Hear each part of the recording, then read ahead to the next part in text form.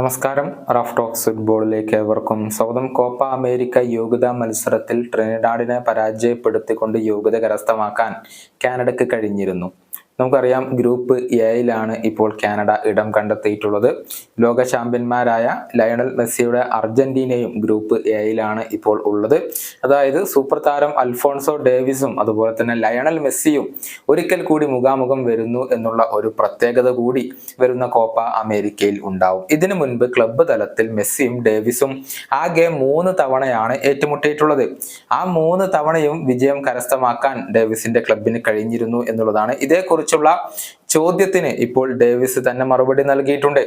ലോകത്തെ ഏറ്റവും മികച്ച താരമാണ് ലയണൽ മെസ്സി എന്നും, എന്നാൽ ഇത് താരങ്ങൾ തമ്മിൽ ഏറ്റുമുട്ടുന്ന വ്യക്തിഗത മത്സരമല്ല എന്നുമാണ് ഡേവിസ് പറഞ്ഞിട്ടുള്ളത്.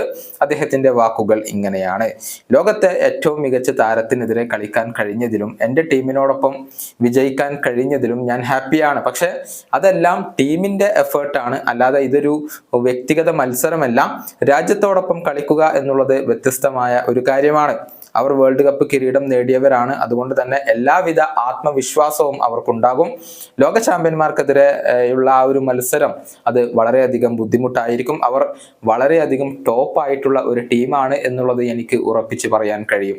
ഇതാണ് കനേഡിയൻ സൂപ്പർ താരമായ അൽഫോൺസോ ഡേവിസ് ഇപ്പോൾ പറഞ്ഞിട്ടുള്ളത്. വരുന്ന ജൂൺ 21-ാം തീയതിയാണ് കോപ്പ അമേരിക്ക ടൂർണമെന്റിന് തുടക്കമാവുക. USA വെച്ചുകൊണ്ടാണ് ഇത്തവണത്തെ ആ ഒരു ടൂർണമെന്റ് നടക്കുന്നത്.